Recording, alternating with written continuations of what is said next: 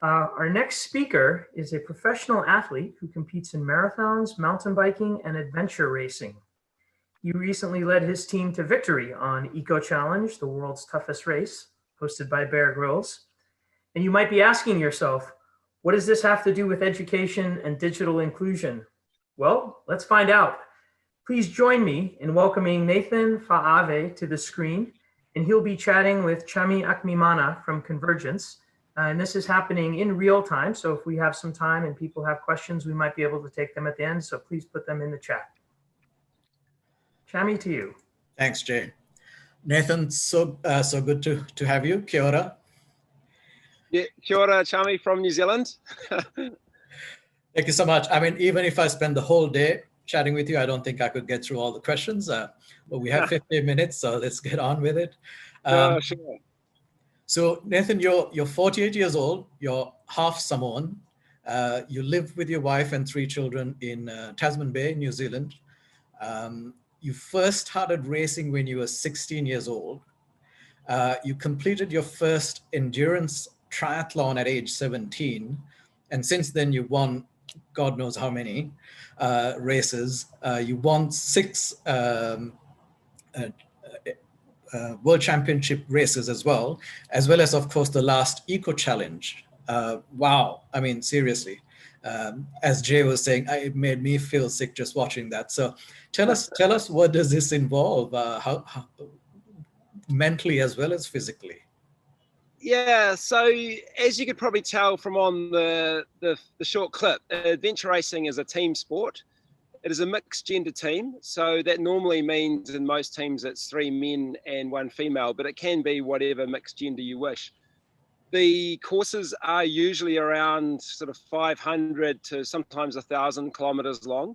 So they're multi-day events. Like a normal race would take anywhere between sort of 4 and 7 days. The courses are open 24 hours a day. So if you want to race literally for 24 hours a day, you can. And to be competitive, you probably need to be racing about, well, at least 20 hours out of that 24-hour kind of window. And there are multiple challenges. So essentially anything can be an adventure race as long as it's not motor driven. So if you don't put fuel into it, then you can use it. So it's mountain biking, hiking, kayaking, rafting, sailing, glacier travel, ropes, whatever it may be. And to get around a course, we have to navigate through a series of checkpoints, just using a map and a compass. So there's no GPS or modern navigational tools allowed. Wow. So the last Eco Challenge was how many kilometers, how many days of sleep? Yeah, so the last Eco Challenge was in Fiji, and the course was claimed to be 670 kilometers. But that can vary quite a bit on the route teams choose to take. So there's a lot of strategy and problem solving, and team times you may actually decide to take a longer route because you think it may be easier. So typically around that sort of distance. And the winning time for us in Fiji, I believe, was just under 7 days. So however many hours, 160 hours or something like that. Wow. So you touched on your, I guess, strategy and whatnot. So how do you, as a team, how do you approach these types of challenges? How do you break it down into strategy, your implementation? How do you kind of plan for some of the challenges, barriers? How do you overcome barriers? What's that process? Could you describe that? Yeah, our team, I think, has been very lucky that we've been racing together for a long time now, a number of years. So I guess we have sort of refined a lot of things in the sport, and that's why we've been quite successful in recent years.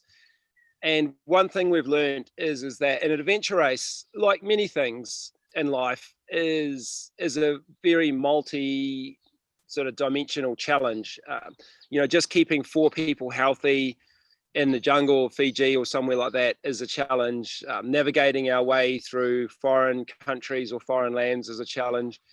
Making sure our equipment is reliable. We have to deal with wildlife, with weather. Sometimes even cultural things can be a challenge for us to overcome.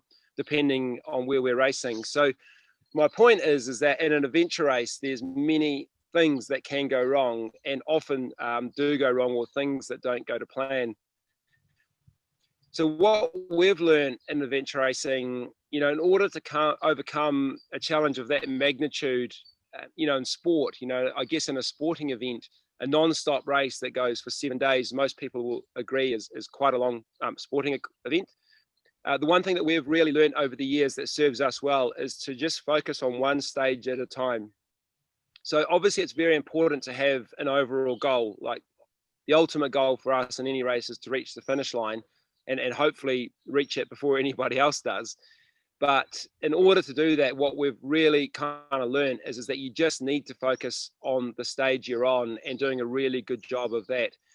When you're on the start line of a 7-day race, if your mind is kind of thinking of the finish line, which is literally days and days away, it just doesn't tend to serve you very well. If you focus too much on the outcome, what you really need to do is just focus on what is in front of you at the time, and just making sure that you do a really, really good job of that. So in simple terms, for the sport that, that I do, in Eco Challenge, our first stage was about a 50-kilometer sailing section from the east coast of the main island of Fiji. In that race, all we're focusing on is doing a really, really good job of sailing the boat, of getting out to the island, of looking after ourselves. And, we're not really thinking beyond that. We just kind of think if all the building blocks that basically add up to the finish, if we do all those to the best of our ability,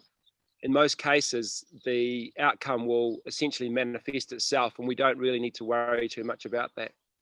Yeah, wow.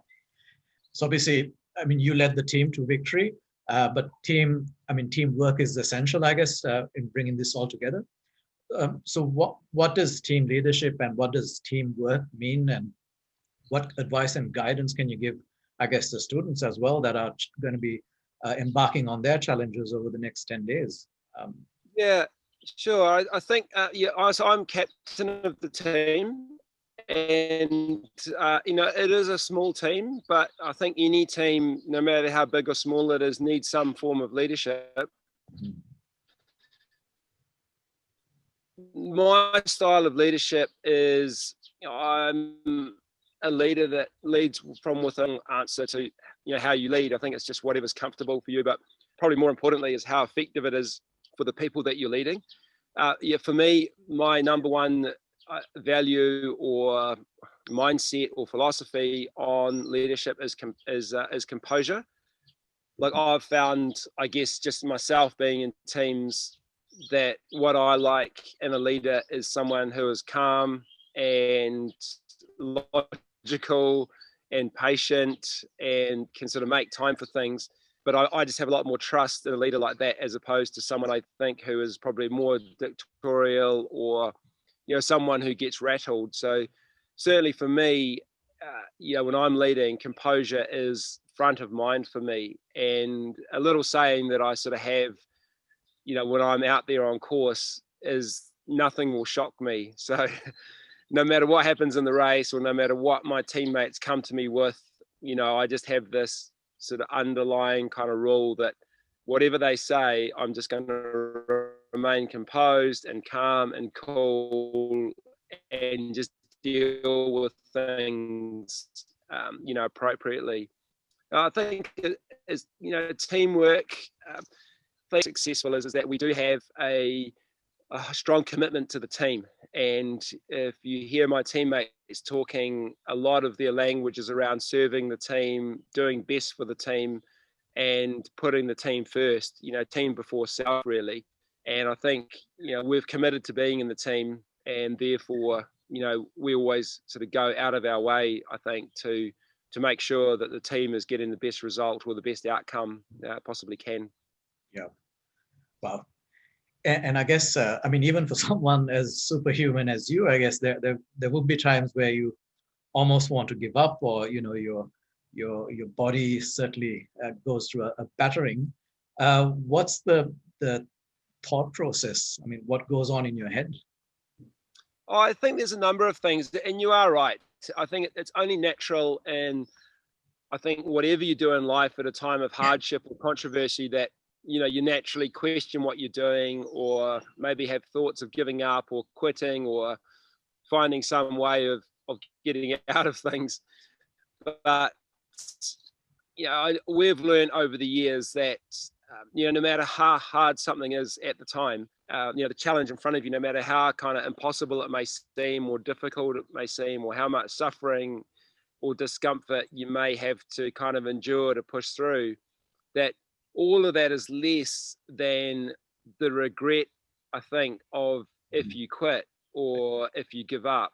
And we have over the years learned that. And to be honest, I haven't quitted many races before in my whole career, but the ones that I have caused me so much grief and regret afterwards, that for me that is almost enough motivation just to know that when faced with a really challenging time, and especially in a race, that the only option is to overcome this, because I just know to quit is not a favorable option either. So Right. and I think a lot of it just comes down to that. It's just about not having any regrets, and certainly when we're in the team, you have the added commitment of serving the team, so that's a motivating factor as well.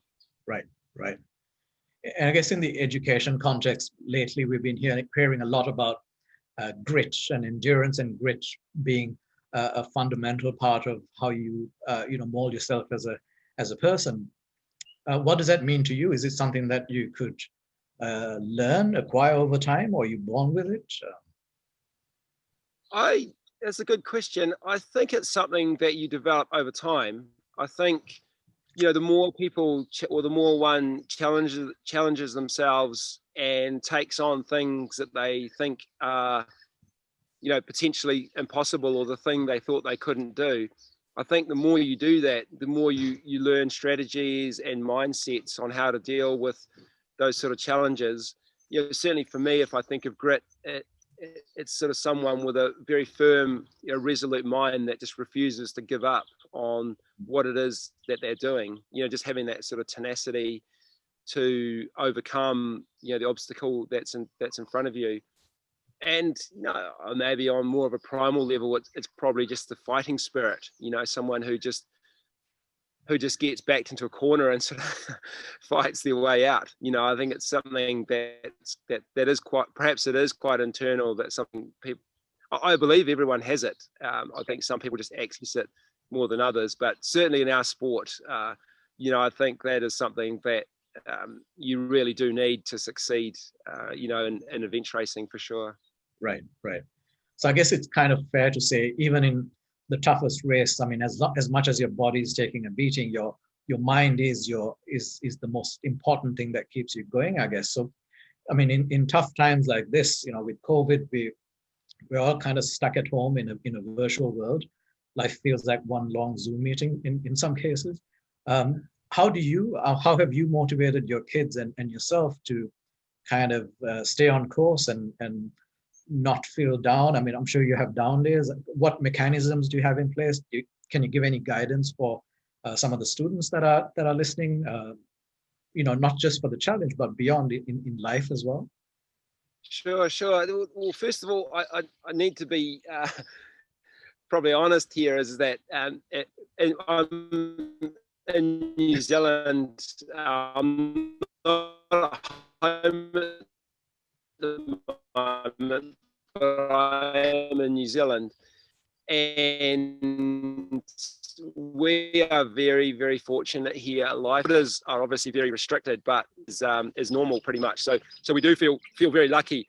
But I think, as a general, I guess, philosophy, or something that we've learned in our sport that I think does apply to the pandemic and the challenges that people are faced with, is, I think, in our team, a few key words. We have a model: sort of adapt, adjust, and accept, or accept,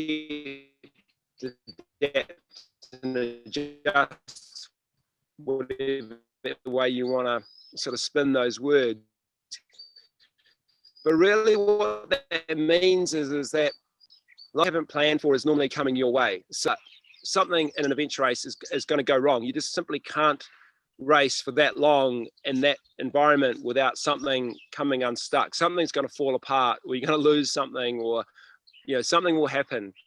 And what we've learned in our sport is that the champion team is the team that can accept that thing, whatever it is, very, very quickly, and not be in denial and not be negative about it, or not kind of dwell on it.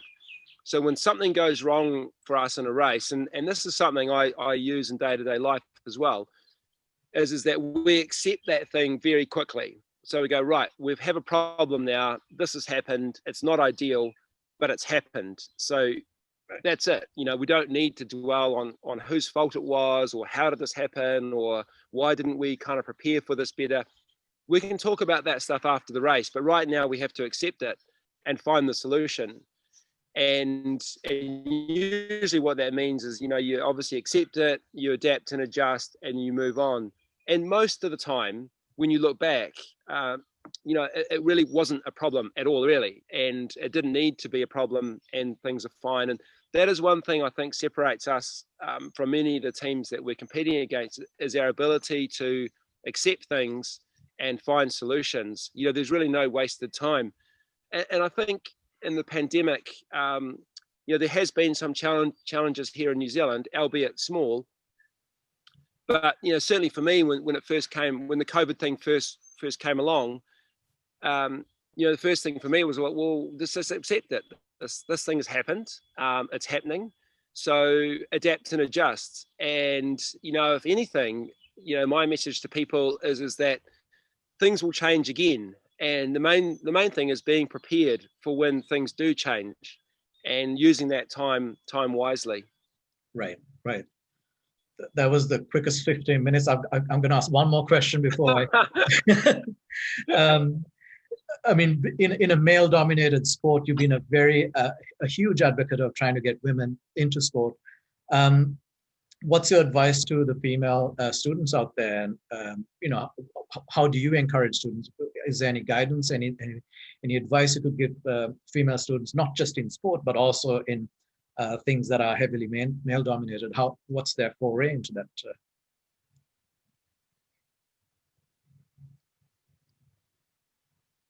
Lost you there.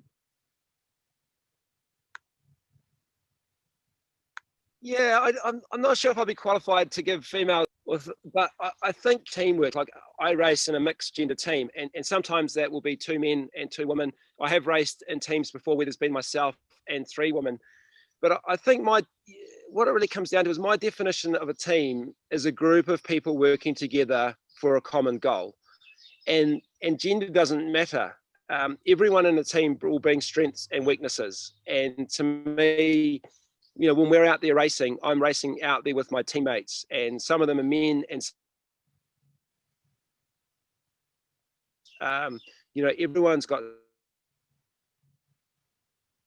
the ability for a team to succeed is a team that can play to their strengths and minimum. I think, if I did have some advice, or to perhaps answer that question, is that, I think for females is just be confident and believe in yourselves, and know that you've got strengths to contribute to any team. And right. Sure, you will have some weaknesses, but that's no different to a male. Everyone will bring those things to a team, and if you're in a successful team, everyone will be treated for their merits and what they contribute. And I think that's the important thing. Right. So, I mean, for the next almost 10 days, we'll have teams from about 30 countries, about 150 teams, almost 1,000 students. What parting words do you have before I hand over to Jay, and maybe take a couple of questions from the audience? I think with anything you take on in life, it has to be enjoyable and fun. Like, I think one of the things that really has led to a lot of success in our team is, obviously, we have all the core call. We work hard for the team, but we just enjoy the opportunity that we have. We enjoy the challenge that we've taken on. We enjoy the process, and we just make sure that we have a lot of fun with things. Because if it's, if you're not kind of enjoying it and having fun, then it's probably you've probably chosen the wrong thing to do for a while. True. Thank you so much for that, Nathan. I'm just going to let a few others from the audience ask a few questions. So we have a question from the audience. How do you keep your mind silent to not deviate from your current goal? It's a very interesting question. So, I think we're having a bit of a gap here.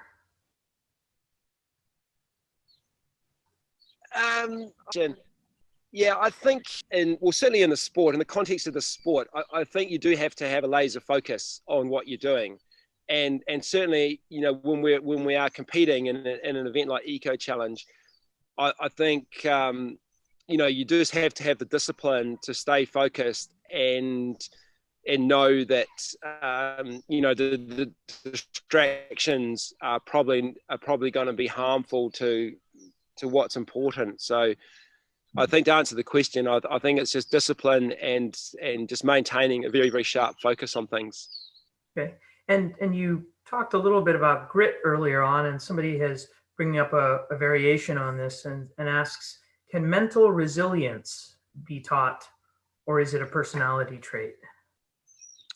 I believe it can be taught. I think it's something that every human has in terms of capacity, but I think it's something that that people learn through their life experiences. And some people perhaps have those opportunities, others don't. But I definitely think it can be taught. And so, by taught, presumably you mean people teaching themselves, for the most part, paying attention to their situation and overcoming, or do you mean like having a teacher push you harder and harder and harder? When you say it can be taught. Yeah, probably a little bit of both. Okay. Like